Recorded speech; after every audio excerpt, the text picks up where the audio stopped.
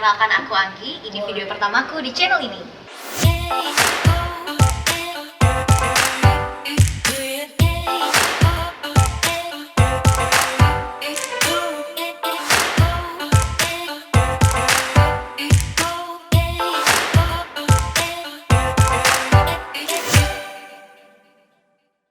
Oke Hisolik, sebelum kita melanjutkan ke tema pembahasan kita kali ini, aku mau perkenalkan diri aku dulu nih.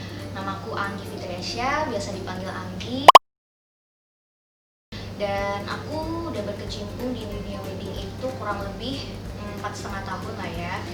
Dan alasan aku nih untuk teman-teman semua kenapa aku panggil kalian Hisolik itu adalah karena kalian begitu berarti di mata kami, dan pastinya kami buatkan panggilan khusus Hisolik adalah karena kalian merupakan subscriber setia kami. Aku tuh akan menjelaskan ya langkah-langkah apa aja atau step-step apa aja sih yang harus diperhatikan untuk kalian brides and grooms to be yang akan melanjutkan ke jenjang pernikahan pastinya ya. Dan untuk sharing kali ini tuh aku mau menjelaskan step-step ini berdasarkan pengalaman aku aja sih. Jadi bukan berarti kalian juga harus berpatokan seperti ini, tapi aku lebih untuk sharing ke kalian. Untuk langkah yang pertama yang wajib banget kalian awali adalah mantapkan hati kalian, mantapkan diri kalian. Karena itu poin yang paling utama. Jadi jangan sampai pernikahan kalian itu didasari karena mungkin kalian keterpaksaan, mungkin udah dituntut oleh orang tua, keluarga kalian, atau mungkin karena ngelihat aduh teman-teman udah pada nikah lagi, masa gue belum. Itu jangan deh. Pokoknya kalian itu mantapin hati kalian bahwa kalian dan calon pasangan kalian itu memang betul-betul niat nikah adalah untuk ibadah, untuk memang betul untuk membina rumah tangga bersama seperti itu. Yang pertama, mantapkan hati kalian. Selanjutnya adalah izin orang tua. Itu yang paling penting. Kenapa? Karena ya pasti kalian tahu lah ya, Hisolik, ridhonya Tuhan kita itu ada di ridho orang tua kita seperti itu. Jadi bahwa kalau misalkan kalian itu udah mau step ke arah pernikahan, izin orang tua itu paling penting. Jadi jangan sampai kalian melanjutkan pernikahan, ke jenjang pernikahan, tapi kalian belum mendapatkan izin dari orang tua kalian. Untuk langkah yang selanjutnya, setelah kalian sudah memantapkan hati kalian, sudah mendapatkan izin dari orang tua, nah yang selanjutnya adalah budgeting. Dimana budgeting ini perlu juga transparan ya dengan calon kalian pastinya. Karena budgeting ini bukan masalah berapa dan berapa, karena kalian itu harus terbuka dari awal. Kira-kira nanti yang mendanai pernikahan itu apakah dari calon pasangan kalian mendanai berapa persen, kemudian kalian berapa persen, itu perlu dibicarakan dari awal. Dan juga untuk biaya tak terduga pastinya, kalian butuh banget yang namanya dana darurat. Itu sangat penting. Sorry, jangan sampai nanti kalian menyiapkan budget sudah kira-kira dari kalian segini, dari pasangan kalian segini, tapi kalian tidak menyiapkan yang namanya biaya tak terduga. Itu penting. Untuk budgeting kalian sudah transparan nih dengan calon kalian berapa-berapanya. Kemudian di dalam budgeting tersebut kalian juga perlu nih yang namanya merincikan untuk apa aja sih budgeting kalian itu akan keluar kemana aja. Nah kalau dari pengalaman aku pribadi nih, ketika aku mempersiapkan pernikahanku, aku tuh ngerinciin di Excel ya, kira-kira berapa ya alokasi untuk dekorasi, untuk catering, ya seperti Hisolik tahu lah, di pernikahan itu kan pasti kita ada vendor-vendornya lagi kan, untuk dress busana berapa, itu perlu banget Hisolik rincikan dengan detail untuk jumlah-jumlahnya. Dan juga Hisolik, apabila Hisolik merasa kayak aduh kayaknya aku perlu sharing dan lain-lain, di sini Hisolik butuh banget yang namanya wedding consultant, karena wedding consultant akan membantu kamu untuk masalah-masalah alokasi dana seperti itu. Langkah selanjutnya adalah menentukan tema pernikahan. Di sini tema pernikahan itu penting ya dibicarakan oleh kedua belah pihak ya, oleh kalian Hisolik dengan calon kalian, karena tema pernikahan ini akan menentukan nantinya venue kalian ada di mana, kemudian kalian memakai dekor apa, catering apa, ini sangat menentukan sekali ke depannya. Jadi tema pernikahan perlu sekali kalian bicarakan dari awal. Oke Hisolik, untuk langkah yang selanjutnya adalah menentukan vendor pernikahan kalian. Di sini kan pasti kalian perlu yang namanya menentukan vendor dekorasinya, nanti pakai vendor apa, cateringnya apa. Tapi sebelum itu semua, kalian harus menentukan venue pernikahan kalian itu di mana.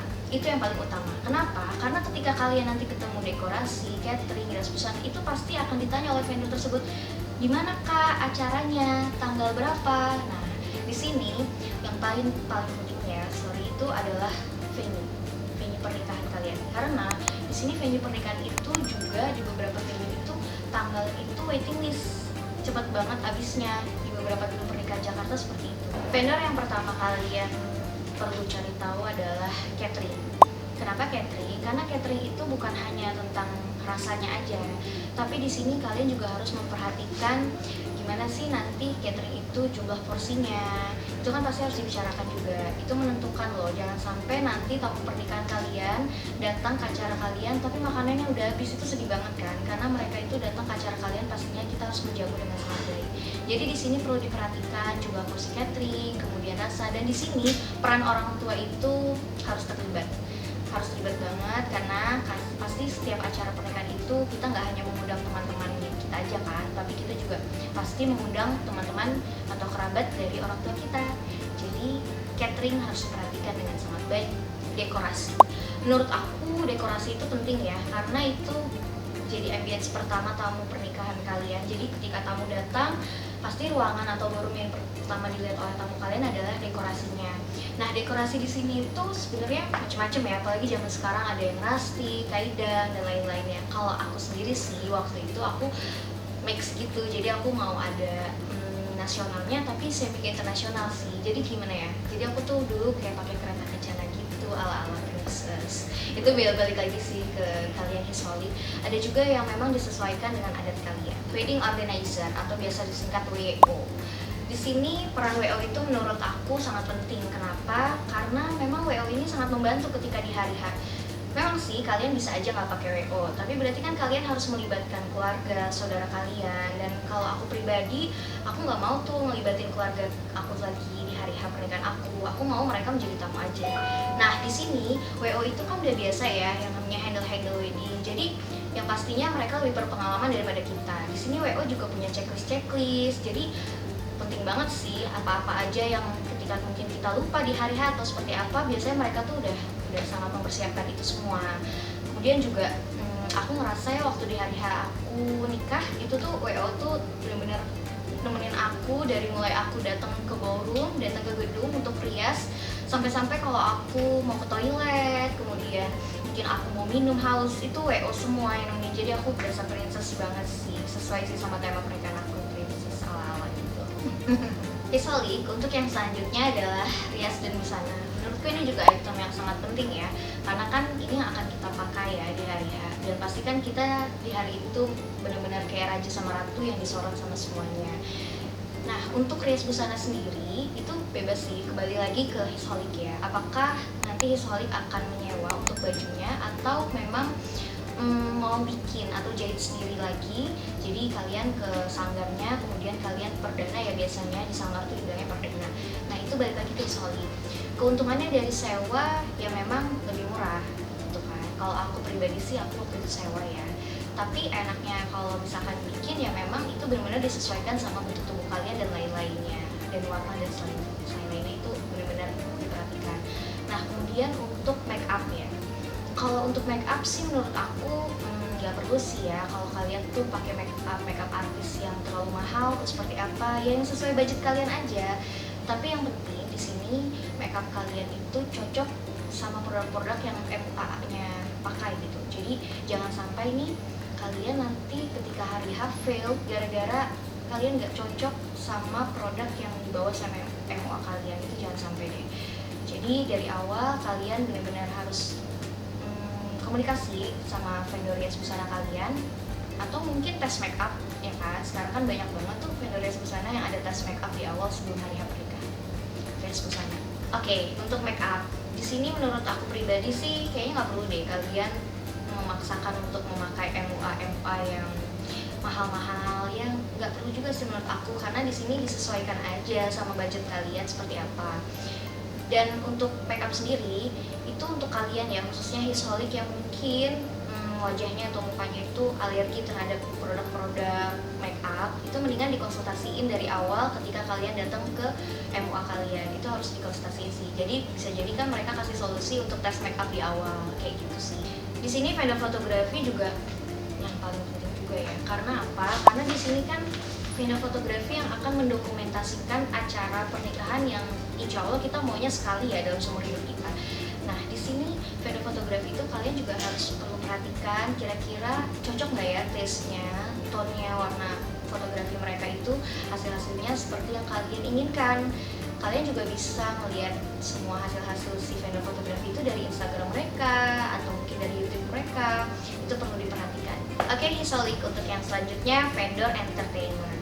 Di sini vendor entertain itu harus didiskusikan juga sih sama calon kalian, karena ada juga mungkin kita ngerasa mini chamber atau akustik itu cukup, mungkin calon kalian maunya full band atau seperti apa, itu harus dibicarakan.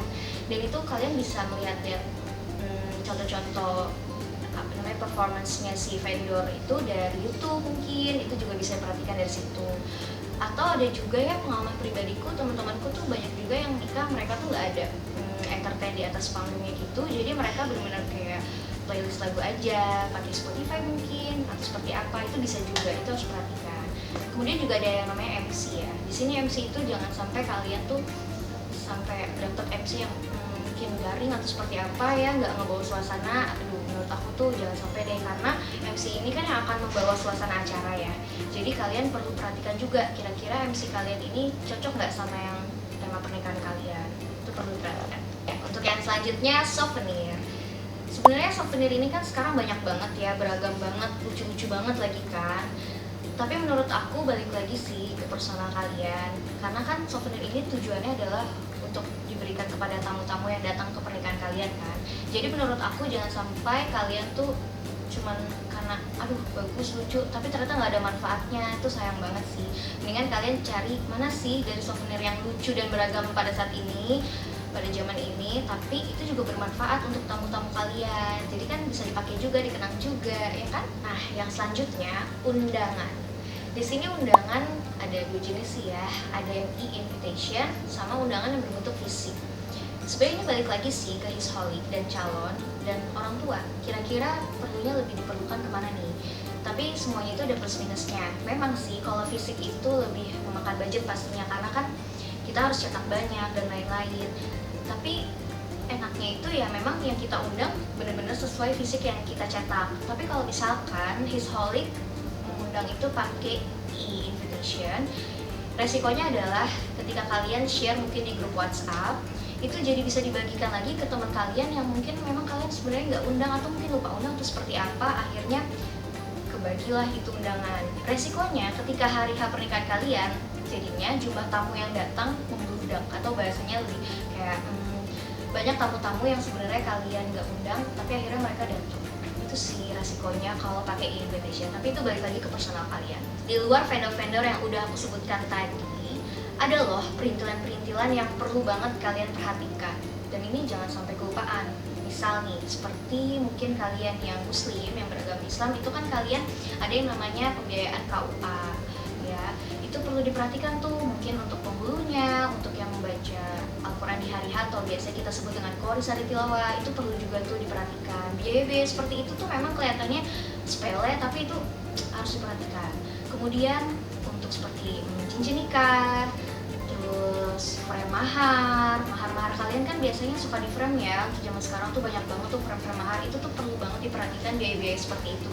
Bahkan nih ya, untuk zaman now sekarang ini, itu kan kita juga bisa ya masukin makanan-makanan yang ada di mall tuh, kayak sushi tei, hongtang, gulu-gulu, Baskin Robbins atau apapun itu yang ada di stall-stall di mall tuh, itu bisa kalian masukin loh Hisolik ke pernikahan kalian. Jadi menurut aku itu perlu diperhatikan juga, karena kan oke banget ya kalau sampai di pernikahan kalian itu ada stall-stall yang ada di mall, itu pasti tamu-tamu kalian juga terhibur dan jadi happy. Nah, yang penting juga di sini adalah time schedule.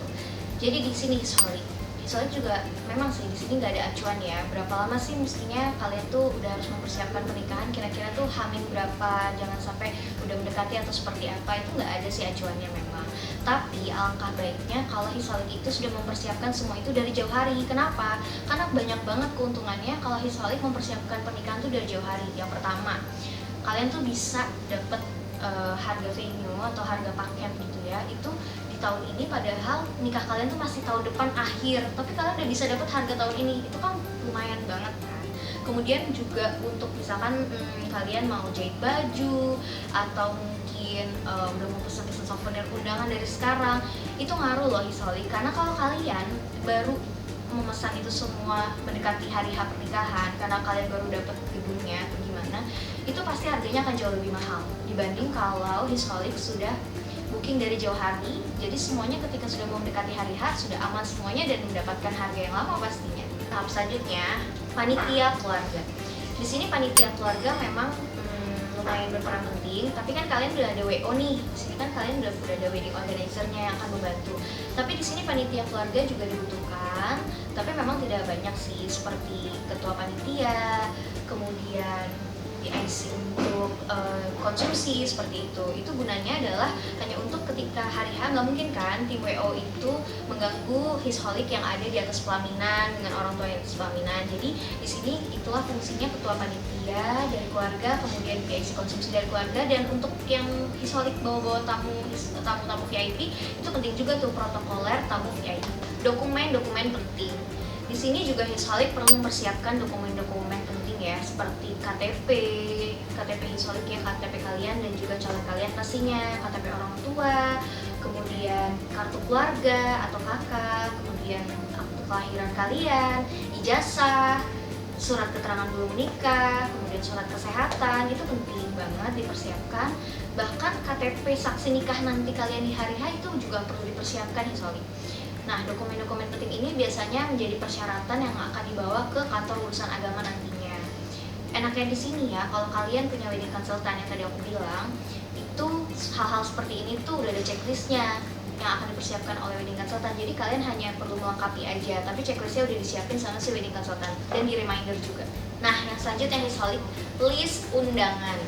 Hisholik perlu banget menyiapkan siapa-siapa aja kira-kira yang akan Hisholik undang. Yang pasti prioritas Hisholik yang kalian undang pastinya adalah keluarga, kemudian kerabat tuh benar-benar yang sahabat-sahabat deket dulu ya, itu perlu banget di list siapa-siapanya. Dan yang ketiga kolega atau tempat kerja kalian, itu penting. Nah, untuk yang selanjutnya kayak teman-teman kalian atau seperti apa, itu sih bisa menjadi opsi terakhir lah ya gitu. Hisholik untuk mempersiapkan semua tadi, pastinya kalian juga perlu yang namanya me time supaya kalian gak stres, karena nggak bagus banget kan kalau di hari H kalian nanti stres. Di sini juga kalian bisa memanfaatkan, sekarang banyak banget sih salon-salon yang udah menyediakan untuk para calon pengantin, seperti mungkin manicure, pedicure, kemudian bulur, spa dan lain-lain. Itu penting loh Hisholik. Oke, Hisholik, sampai di sini tips-tips yang tadi aku bagikan, semoga bermanfaat untuk Hisholik. Dan jangan lupa untuk pantau terus video-video berikutnya yang akan aku share pastinya tentang pernikahan. Dan jangan lupa untuk like, comment, share, and subscribe. Bye!